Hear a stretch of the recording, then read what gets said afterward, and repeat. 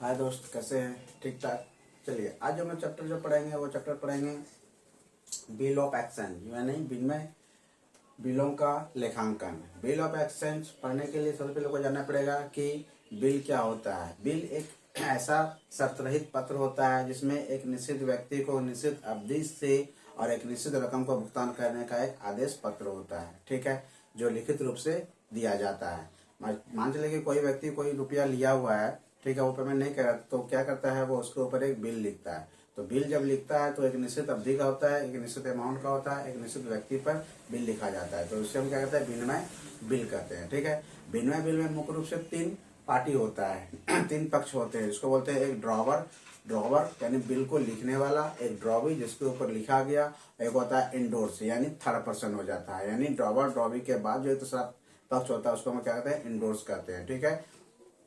तो बिल को बनाने के लिए आपको थोड़ा सा जनरल एंट्री पर ध्यान देना पड़ेगा। कुछ जनरल एंट्री आपका होता है जो कि आपको वो याद रखना पड़ेगा, ठीक है। वो जनरल एंट्री क्या होता है? ये जनरल एंट्री होता है एक ड्रॉवर के बुक में एंट्री होता है, एक ड्रॉवी के बुक में एंट्री होता है, ठीक है। एक होता है जो बिल लिख रहा है उसके बुक में एंट्री होता है, और जो बिल एक स्वीकार कर रहा है उसके बुक में एंट्री होता है, ठीक है। जो पहला जो एंट्री आपका दिया गया है वो है उधार बिक्री, यानी कहने मतलब जब हम उधार बेचेंगे तभी तो हम किसी के ऊपर बिल लिखेंगे। जब उधार जब बेचता आता है तो ड्रॉवर अपने बुक में यानी बिल लिखने वाला के बुक में होता है कस्टमर अकाउंट या टू सेल्स, यानी जितना माल उधार बेचा है। ऐसे भी जनरल एंट्री क्या बोलते हैं, जैसे मोहन को माल बेचा तो क्या बोलते हैं, मोहन अकाउंट या टू सेल्स। ऐसे जस्ट लाइक यहाँ पे यही चीज होता है। तो कस्टमर अकाउंट या टू सेल्स हो जाएगी, बिल लिख दिया, माल बेच दिया। अब ये उधार करे किया, यानी कस्टमर क्या किया, यानी ड्रॉवी क्या किया, कस्टमर बोलिए ड्रॉवी बोलिए एक ही चीज होता है। तो ड्रॉवी क्या बोलेगा कि हम माल परचेज किए, तो यहाँ लिखेगा परचेज अकाउंट या टू ड्रॉवर, यानी जिससे वो माल खरीद रहा है। ड्रॉवर मतलब जिससे वो माल खरीद रहा है, ठीक है।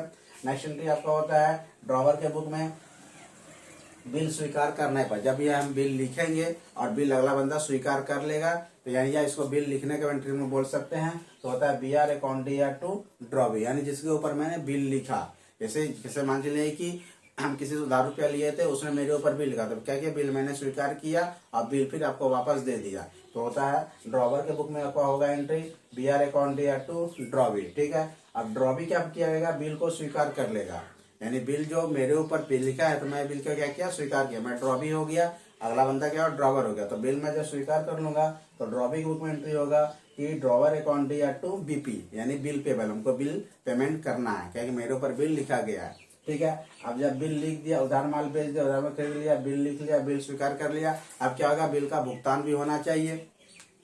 जब बिल का भुगतान होगा रकम प्राप्त होने पर, ठीक है, बिल का रकम प्राप्त होने पर ये बोलेगा, ड्रॉवर बोलेगा कि कैश या बैंक अकाउंट या टू BR अकाउंट, चाहे यहाँ पे कैश लिख सकते हैं या फिर बैंक लिख सकते हैं, कोई एक चीज लिख सकते हैं, ठीक है। ये हो गया। अब ड्रॉवी क्या बोलेगा, बिल का भुगतान जब करेगा तो उसके लिए लॉस हो गया ना, तो BP अकाउंट या टू कैश, यानी ये एंट्री आपको जानना पड़ेगा कि ये आपका बेसिक एंट्री है किसका, बिल ऑफ एक्सचेंज का। जब हम ड्रॉवी के बुक में जब एंट्री बनाएंगे तो ड्रॉवर के बुक में क्या एंट्री बनेगा और ड्रॉवी बुक में क्या एंट्री बनेगा, ये आपको जानना पड़ेगा। यानी बिल लिखने वाला मालिक और बिल स्वीकार करने वाला जजमेंट ग्राहक बोल सकते हैं या फिर उसको एजेंट बोल सकते हैं, जो भी आप बोल सकते हैं। तो ये तीन एंट्री जो है आपका बेसिक एंट्री है बिल का, ये तीन एंट्री आपको याद रखना पड़ेगा। जब तीन एंट्री आप याद कर लीजिएगा तो इसके बेस से मैं सवाल बताऊंगा, तो आपका सवाल बहुत ही इजी रूप से बनेगा और आपको लगेगा कि बहुत इजी सब्जेक्ट है, इजी चैप्टर आपका है, ठीक है। आपको आपके चैनल का जो आपका प्यारा चैनल है कॉमर्स किंग, इसको आप लाइक कीजिए, सब्सक्राइब कीजिए, ज्यादा से इसको आपको शेयर कीजिए। जितना शेयर कीजिएगा उतना कॉन्फिडेंस लेवल हमारा बढ़ेगा। और मैं पहले ही बता चुका अपने चैनल के माध्यम से, आप कहीं भी ₹1 नहीं देना है, कहीं भी फंसना नहीं है, किसी भी संस्था में जाना नहीं है, बस आप मेरे चैनल से जुड़े रहिए, इसको देखते रहिए, देखिएगा आपका हर प्रॉब्लम सोल्यूशन हो जाएगा और कॉमर्स आपका सबसे इजी सब्जेक्ट हो जाएगा। हम कॉमर्स करते हैं, आपको किंग बना देंगे। बस आपको क्या करना है, इस चैनल को, प्यारा चैनल है कॉमर्स किंग, इसको लाइक कीजिए, सब्सक्राइब कीजिए, ज्यादातर इसको आपको शेयर कीजिए, ठीक है। आज मैं आपको जनरल एंट्री बता दिया बिल ऑफ एक्सचेंज का, कल मैं आपको बताऊंगा इस बेस पर सवाल। आपको क्या करना है, जनरल एंट्री को याद कर लेना है, ठीक है, घबराना नहीं है, आराम से पढ़ना है। अब देखिएगा हर सब चैप्टर आपका इजी रूप से होगा और आपको एकदम ये जो सब्जेक्ट है कॉमर्स जो आपको सबसे इजी सब्जेक्ट लगेगा और आप एग्जाम में 100 से 100 नंबर लाइएगा। क्यों? क्योंकि ये पहला चैनल है कॉमर्स किंग जो कि बिहार बोर्ड सिलेबस पर आधारित है। जिस तरह से बिहार बोर्ड में क्वेश्चन पूछा जाता है उसी पॉइंट पे मैं सर आपको बता रहा हूँ, आपका एक भी क्वेश्चन वहाँ नहीं छूटेगा। बस 1 घंटा मेरे साथ पढ़ना है, 1 घंटा मेरे साथ पढ़ना है, ठीक है। उसके बाद आप देखिएगा, आप एग्जाम में 100 से 100 नंबर आपको आएगा, ये मेरा वादा है। लेकिन हाँ, 1 घंटा मेरे साथ पढ़िए, 1 घंटा अपने साथ पढ़िए, ठीक है। आज के लिए इतना ही। कल हम आपसे जनरल एंट्री जो हम लिखा है, जनरल एंट्री के आधार पर मैं आपको सवाल बताऊंगा। Okay, bye bye.